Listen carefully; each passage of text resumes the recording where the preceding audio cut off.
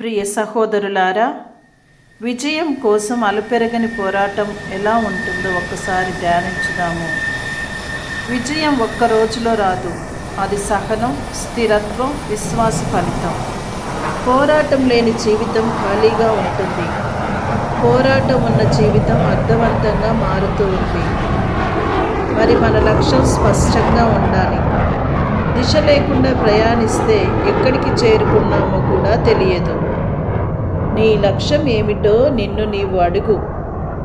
లక్ష్యం స్పష్టంగా ఉన్నవాడు అడ్డంకులను మెట్లు చేస్తాడు. లక్ష్యం స్పష్టంగా ఉంటే పోరాటం భారం కాదు, బాధ్యతగా మారుతూ ఉంది. ఓటమి భయం కాదు, పాఠం. ఓడిపోవటం ముగింపు కాదు, అది నిన్ను బలపరిచే ఒక పాఠం. ప్రతి ఓటమి వెనుక మంచి మార్గదర్శనం దాగి ఉంటుంది. ఓడినవాడు ఓడిపోలేదు, లేచి నిలబడిన వాడే నిజంగా ఓడిపోయాడు. సహనం విజయానికి పునాది.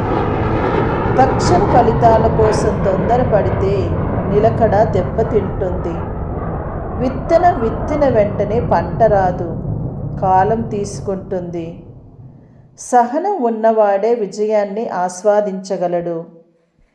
క్రమశిక్షణతో కష్టపడాలి. ప్రేరణ రోజు ఉండకపోవచ్చు, కానీ క్రమశిక్షణ ఉంటే చాలు. రోజు చిన్న ప్రయత్నాలు పెద్ద విజయాలకు దారి తీస్తాయి. నీ అలవాట్లే నీ భవిష్యత్తును నిర్మిస్తాయి. మనోధైర్యాన్ని నిలుపుకోవాలి.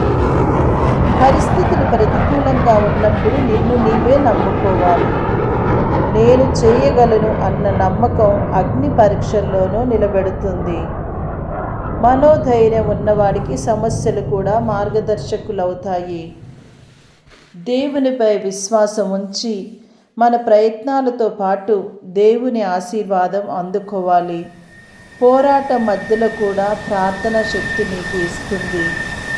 ధైర్యంగా ఉండండి, నేను మీతో ఉన్నానని యెషయా గ్రంథం 41:10 విన్న విధంగా మనం ధైర్యంగా ఉంటూ విజయం కోసం పోరాడాలి.